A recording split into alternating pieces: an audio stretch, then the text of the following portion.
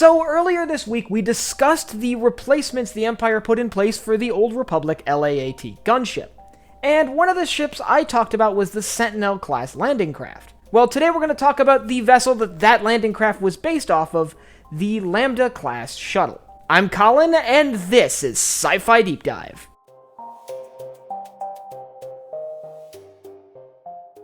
Remember, if you enjoyed this video, to head down below and hit that subscribe button. So the Lambda-Class Shuttle, also known as the T4A class shuttle, is an executive shuttle utilized by the Galactic Empire for most of the duration of the Galactic Civil War. It was relatively small compared to other shuttles and could be used to transport mostly executives to and from Imperial facilities.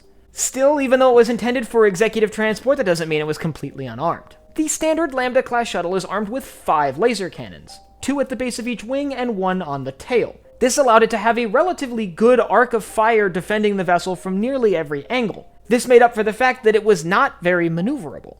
It could be piloted by a single individual, but usually had a pilot and a co-pilot, and could carry up to 20 passengers. However, a lot of these shuttles were modified by individuals for simply a single passenger. For example, Darth Vader had a personal Lambda-class shuttle, and the Emperor had his own highly modified version of it that we see him use in Return of the Jedi. But outside of transporting executives, there were still a lot of uses found for the Lambda, especially during the second half of the war. During the later days of the war, the Lambda-class shuttle was often used as a dropship.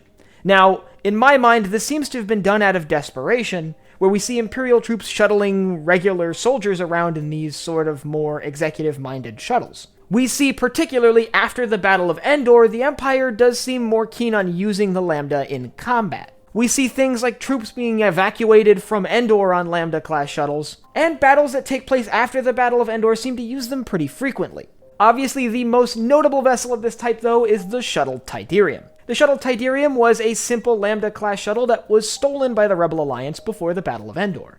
It was utilized by the Rebels to smuggle a strike force onto Endor to disable the shield generator, thus making the second Death Star vulnerable to attack. Now, seeing the number of people that could generally be transported on a single Lambda-class shuttle, it's my opinion that the Rebels likely jam-packed this shuttle like a sardine can. It was probably wall-to-wall Rebel soldiers inside all the way down to Endor.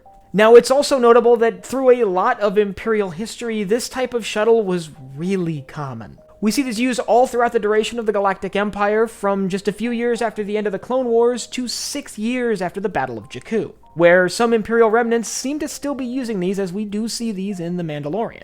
But still, by design, the Lambda was not really intended to be used in a combat role. It was intended for more of a sort of transport role for executives and small groups. That's why they actually did design the Sentinel class, a variant of this vessel that was sort of purpose-built for carrying large numbers of troops. Elements of the Lambda class's design can actually be traced back well into the Republic days, where a lot of shuttles utilized by the Galactic Republic seem to have the same wing configuration. Basically, 1 wing straight up, 2 going down at a diagonal that fold up to allow the vessel to land. This seemed to be a really common design, with at least 3 Republic shuttles utilizing it significantly. With this design being so prominent in the days of the Republic, it's not surprising that when the Empire came to power, it made its way into the main shuttle designs of the Empire as well. And it's also not surprising that these shuttle designs would go on to influence shuttles designed for the Empire's successor state, the First Order. While the First Order could be seen using an entirely different design of dropships that likely ties its lineage back to the TIE Reaper, there are still executive shuttles utilized by the First Order that are very clearly directly based off of the Lambda-class shuttle used by the Galactic Empire. All in all, the Lambda-class shuttle would ultimately become one of those iconic vehicles of the Galactic Empire.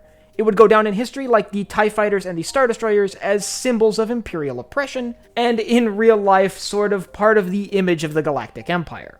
But as I mentioned several times, the Lambda was specifically designed for transporting executives. If you want to learn about some of the vessels utilized by the Empire to transport their troops into battle, I'll leave a link up here to my video on that. And I want you to let me know down in the comments whether you think it made sense for the Empire to start utilizing these vessels in combat near the end of the war. Do you think it was a good decision, or do you think it was pure desperation and probably not the best choice? And if you have any topics you want to see me cover in Star Wars, leave them down below in the comments. And last but not least, if you enjoyed this video, head down below, hit the like button, the subscribe button, and the bell icon so you get notified when I upload new videos. So for Sci-Fi Deep Dive, I'm Colin, and I will see you next time.